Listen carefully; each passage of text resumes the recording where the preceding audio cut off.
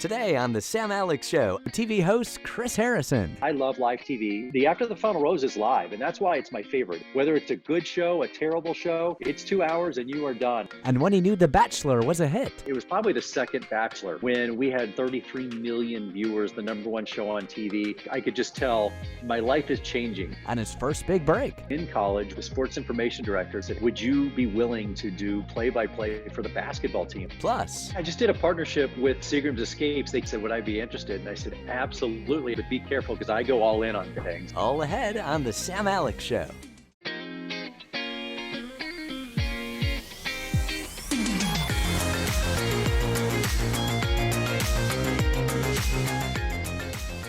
You know Chris Harrison from The Bachelor and Bachelorette, and he's now hosting Listen to Your Heart Monday nights on ABC. Chris, thanks for being on the show. Thanks for having me. So you played soccer at Oklahoma State. What position were you? Oklahoma City University. Yeah, I went to OCU and played midfield. I was a runner. And I was thinking, honestly, in these quarantine times, how wild it is, like for these seniors. And my son's a senior in high school. And I was just thinking, man, could you imagine your senior season just taken away from you like it has been so many people? But yeah, I was a big soccer player. And Major League Soccer wasn't around back then. So what was the next step? Like if someone's an All-American, what do they do? Just go to Europe back then? Yeah, I mean, like one of the guys, probably the better player I played with in college, Richard Benigno, went off and played in the Bundesliga in Germany, and we had guys that went off to South America or Central America, and that was it. I mean, you went around the world and tried to keep the dream alive.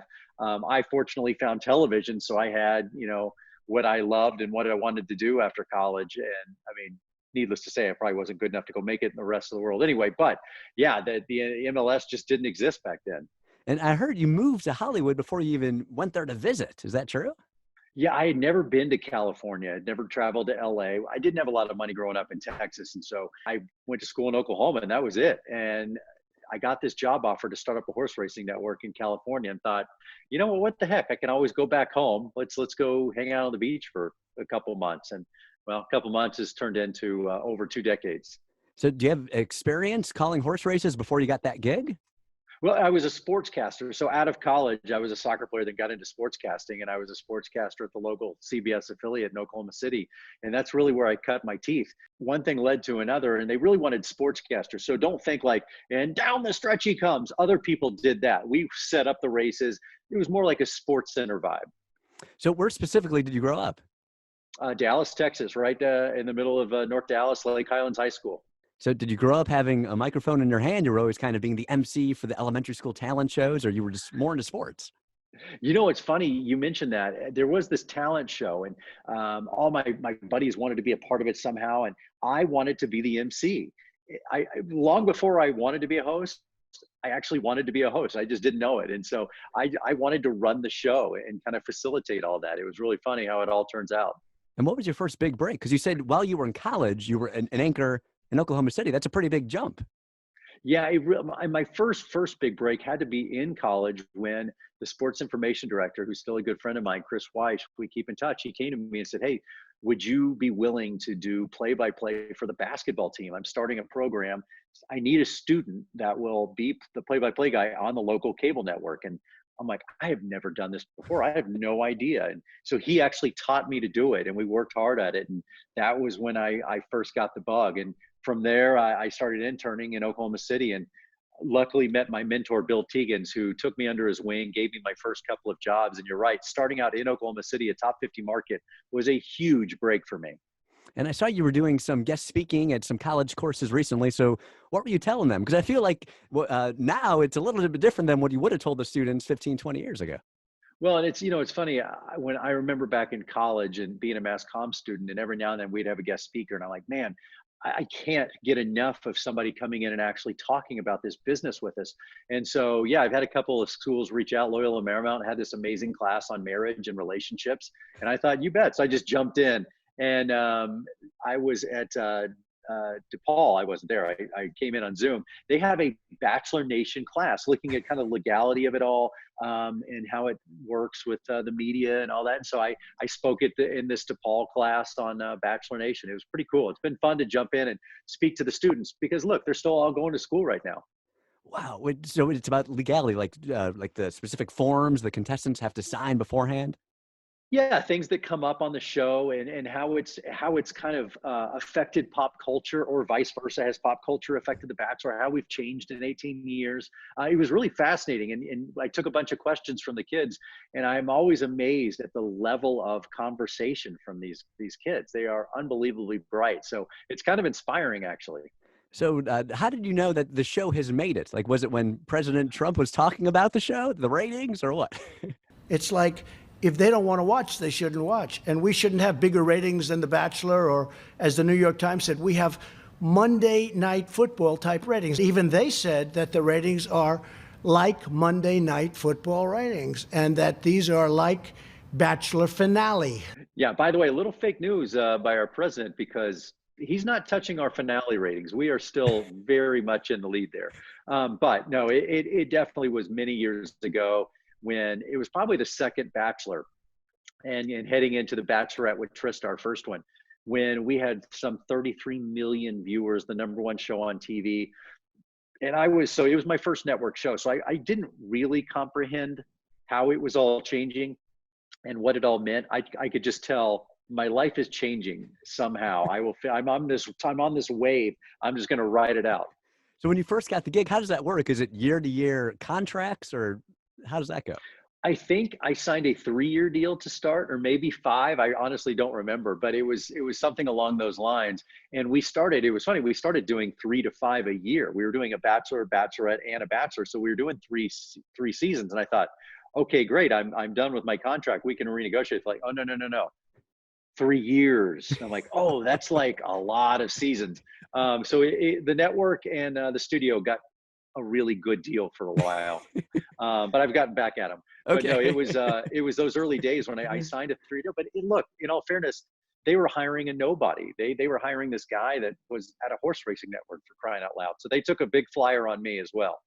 So, with Bachelor in Paradise, Listen to Your Heart, you're an executive producer. So, what does that mean exactly?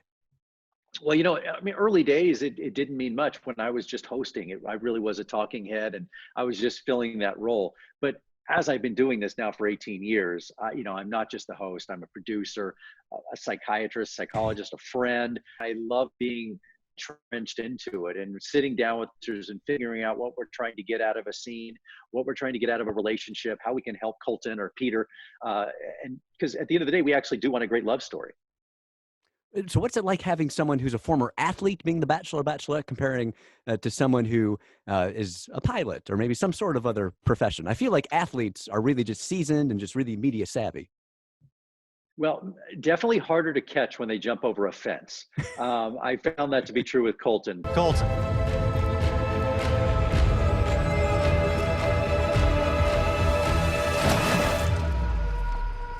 He just jumped the fence. Does anyone have any idea where he is?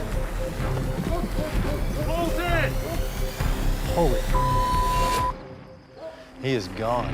You bring up a good point, because when we have done it with someone like Colton, they are a little more media savvy. They've been in front of the cameras.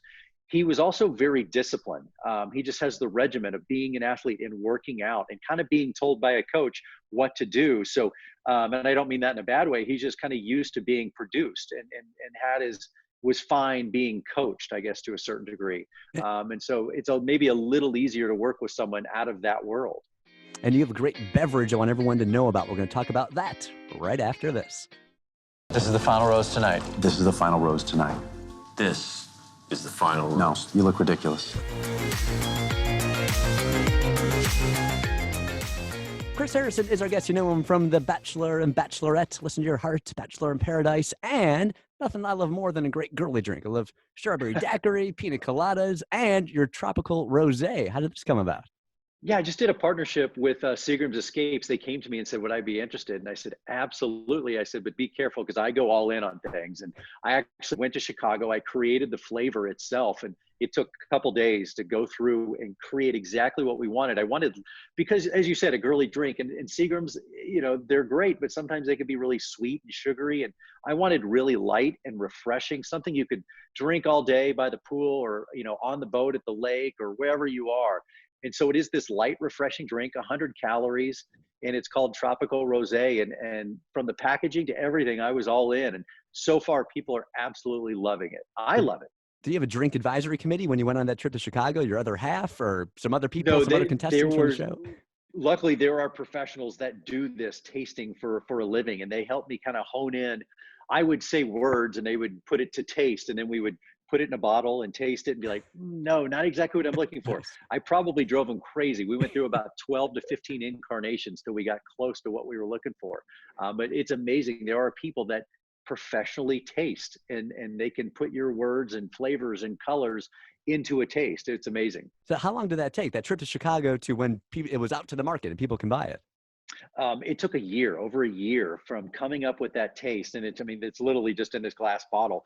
Then they take it, they manufacture it. Then we have to come up with the actual packaging and the colors and the label. And then you get into distribution. I went to Philadelphia and I met with almost 1,000 distributors and worked on this with how we're going to distribute this. And then it gets out to the world. So it's truly a labor of love that's been over a year in the making. So what 12-month period felt longer, that year period, or when you first auditioned for The Bachelor and then you found out a year later you got the gig? Or 4 weeks in quarantine, which has been about 7 years. Okay. No, waiting on this drink to come out.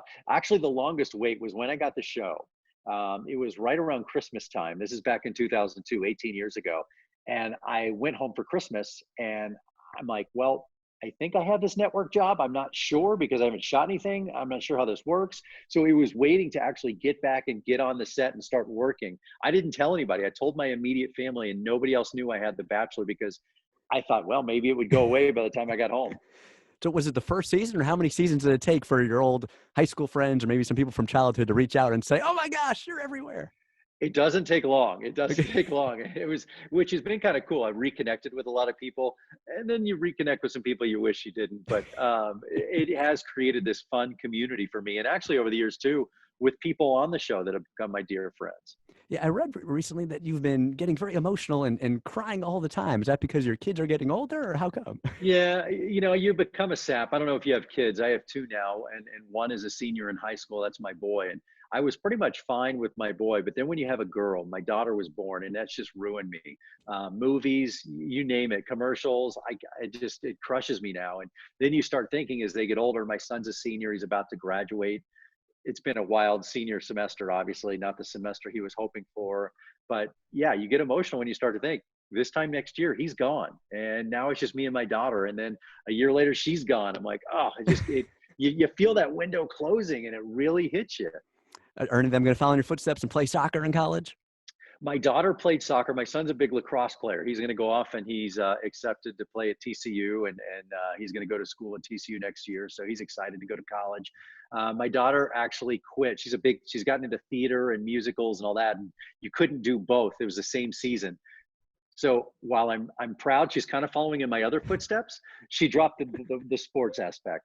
Okay. Yeah, my son's 3, Hank, but then Margot is a newborn. So yes, when you have a girl, it hits you in the heart. Hank. By the way, my nephew, my godson, is named Hank. I love that. Is it short for Henry. anything? My son's Hank. It's just Christopher. Hank. Oh, Christopher Henry, and we call him Hank. He was named after me, Christopher, but Hank's a great baseball name. I mean, obviously. Yes. All right. We're going to get to some questions about that after the break, plus some fan questions for you with Chris Harrison coming up. Hey. Oh, wait. Head on in. Other way. Rookie. Chris Harrison from the Bachelor franchise is our guest, has some fan questions. Chris, Zach wants to know, what is the key to being good at officiating a wedding ceremony? Doing your homework and finding out who you are marrying. You know, I'm not a big fan of a one size fits all script. I like to tailor. I've done probably 10 or 11 now. And luckily, especially the people you guys have seen on the show, I've done many weddings off the show, but I intimately know these people and I talk to them. And so you got to make it personal. And, you know, and maybe not as religious for some people as others, or, you know, so you really have to tailor it to the couple. Julie wants to know, who would be in your dream golf foursome? Wow. Tiger. And I'm going to do golfers. Jack, Tiger and Jack. Jack Nicholson. Unfortunately, Arnie is Jack Nicholas, or Jack Nicholson. That'd be good too. And then, God, who else will we add from this day and age? My buddy Jason Day. I just love Day. So I'll go Day, Tiger, and Jack Nicholas. What's it like golfing with Tiger? You know, it's funny. We've never actually played together. I've known Tiger for probably 15 years. I do a lot of stuff with his foundation and consider him a friend, but we've actually never played golf together. I've watched him play many times, but we always joke about we need to get together and actually play sometime. Yeah. And Kate wants to know what would surprise people the most about what goes on behind the scenes when you're filming The Bachelor or Bachelorette? I think people might be surprised at how much you are seeing. Actually, you know, people always say, "Oh, what are we missing? What are you leaving out?" You really do see a lot. You get a good feel for it. Yes, there's many more hours that we tape that you're not going to see. People always say, "Why aren't you showing them eat the food?" Well, let me tell you what's not sexy in high definition. Someone chewing on a big steak. That's not sexy. We want to show you the conversation. That's more interesting. So, you know, I think it's just that you will see a lot of what you get. It's not a, you know, we don't hide a lot. And how about for after the final rose? Are those uh, you film the whole day, or you have someone who's like a motivational speaker come out beforehand and get the crowd fired up, or what's that behind the scenes like? Well, for the tell-all, it's taped, and so yeah, we have a warm-up guy. We have some great warm-up guys that come in and get everybody fired up, tell jokes, and then also give you the ins and outs of this is what's going to happen today, and we're coming in and out of commercials. But the after the final rose is live, and that's why it's my favorite. Is I love live TV. It is my passion. It's what I grew up on, and I love the fact that we go on at well out here on the West Coast because it's live to the East Coast. We're on at 5 o'clock in the afternoon, and if it's a 2-hour show, we're off at 7 o'clock. Period. Done. Whether it's a good show, a terrible show, it's 2 hours and you are done. And I love that feeling of walking on that tightrope without a net. And you got to do your thing and you got to perform and you never know what's going to happen. So do you feel like that prepared you for the Miss America, Miss Universe pageant, or the pageant prepared you for this? Well, yeah, actually, I go back further. It was my sportscasting days in college. And then also when I was a sportscaster in Oklahoma City, and I did some news as well. When the bombing happened in 95 and tornadoes, I chased tornadoes and we did all kinds of stuff. And it was that I used to have to write, produce, edit, sometimes even go out and shoot stories. And I really, growing up in that world and doing it the right way and learning journalism and respecting the way it should be done, really taught me everything I need to know to do Miss America, to do, you know, the Willinda Tightrope Act or the Bachelor live shows. I really came up and I love the way I learned. Just ahead in our final segment, Chris, we're going to play a game of this or that with Chris Harrison coming up. What do you think of my wrestling moves? That was pretty badass. If you ever want a trip to WrestleMania.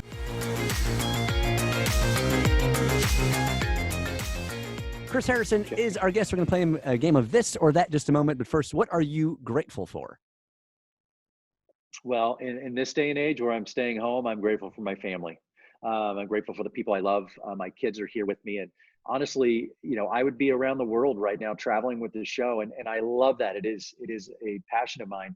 But being able to cook dinner every night for my kids, and we have game nights and we're sitting here playing Monopoly and playing Clue and Sorry. And, you know, we're laughing and I wish they were in school and enjoying their friends. But a little selfishly, I'm kind of enjoying this. By the way, I didn't realize you play the guitar. Is that yours on your right shoulder? I do. Yeah, this one I bought at a charity. It's actually signed by the Imagine Dragons, who I love, and I did some stuff at a charity event with those guys. But yeah, I play a little bit, just you know, goof around. I'm not going to be on Listen to Your Heart, but I do like to mess around a little bit. A game of this or that, amusement park or day at the beach. Oh, a day at the beach. That Burgers or tacos. burgers. I'm a Texas. I guess Texas, you know, or Tex-Mex too, but I'll go burgers. And you have your own restaurant too in Texas. What kind of food is it? I do, yeah. Thanks. Steam Theory Brewing in Dallas, Texas. It's a working brewery. We have great beers, great burger, great. You know, and so it's an awesome hangout. Pebble Beach or Augusta National. Oh my gosh, are you kidding me? I mean, Augusta's Augusta, so I would have to go to Augusta. But Pebble Beach is probably my favorite walk in the world. It's a special place for me. Good question. Have you played at Augusta? I have, yeah. I've been fortunate enough, blessed enough to play a few times at Augusta, and there's just nothing like it.